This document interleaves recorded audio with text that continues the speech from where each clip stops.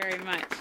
Thank you very much, Liz. And it's a pleasure to be here. Ani, bonjour, bonjour. It's great to be here. And I'm joined by a cast of thousands here, people who know all about the horse racing industry and are expert. I want to just particularly thank my former colleague, John Wilkinson, and John Snobelin, and Elmer Buchanan, the all-party horse racing transition panel that has worked so hard with us on this issue. And I know that the reason there's so many of you here today is because this is such an important industry. And I know that you've got lots of questions about how we're going to go forward. And so I'm very pleased to be here to be able to share some good news with you, because over the past few months, you know that there's been work done to try to come up with a plan. My predecessor, Minister of Agriculture, Ted McMeekin, worked with the panel, set the panel up, and we have maintained as a government that we want to have a sustainable horse racing industry. So as I say, I've got some good news that I want to share with you today. I want to let you know that 3-year transition funding agreements have been signed with 4 more tracks. So Western Fair, Clinton, Hanover, and right here, Grand River. So those are agreements that are on top of agreements with Woodbine and Mohawk.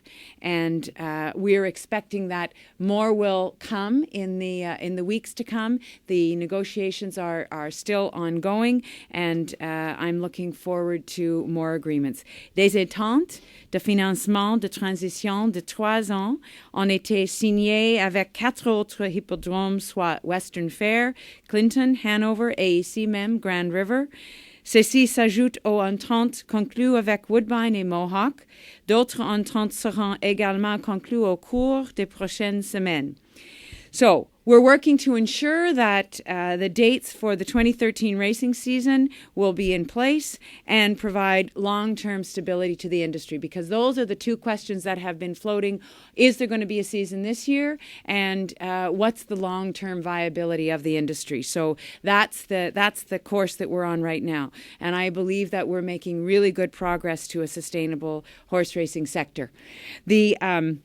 The Horse Racing Transition Panel was set up to do just that, was set up to ensure a sustainable industry going forward. And as I pointed out, my colleagues and former colleagues who were part of that panel, John Snobelin, John Wilkinson, and Elmer Buchanan, have done an exhaustive look at the industry, and they spent hundreds of hours consulting with stakeholders, and we're going to continue to work with the panel over the coming weeks. Their connection with this process is not done, and I'm going to be looking to them for continued advice over the weeks to come. So I want to just talk about, finally, the third part of this is that the overall modernization of the administration of horse racing. One of the key recommendations of the panel was to integrate horse racing with the provincial gaming strategy. And I am committing to the sector that we're going to work to make that happen, because it has been made clear to me, and I absolutely accept that it makes more sense for us to integrate these 2 endeavors, and that's what's going to happen. We're going to ensure that racetracks will have access to revenue from new and different gaming opportunities. That was another recommendation of the task force, of the transition panel, in order to be able to have that sustainable future. So I remain committed to making those changes, to implementing those changes.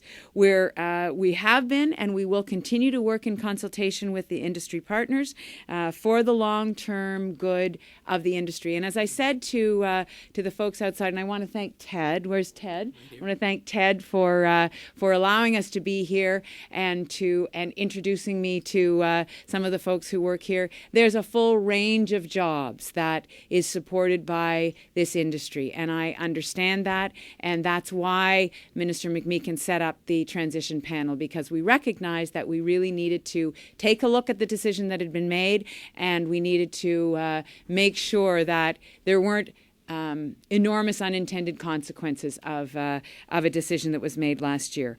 So I'm committing that the dollars will be available to continue the negotiations. Can't talk about specific amounts at this point because those negotiations are going on. But as I say, the discussions around those agreements are ongoing. So the good news is we've got 6 agreements in place, and we'll continue over the next few weeks to conclude other agreements. So thank you very much for being here. Thank you, everyone, for your support and your work on this file. It's a very important one to us, and look forward to our continued success going forward. Thank you. The horse racing sector was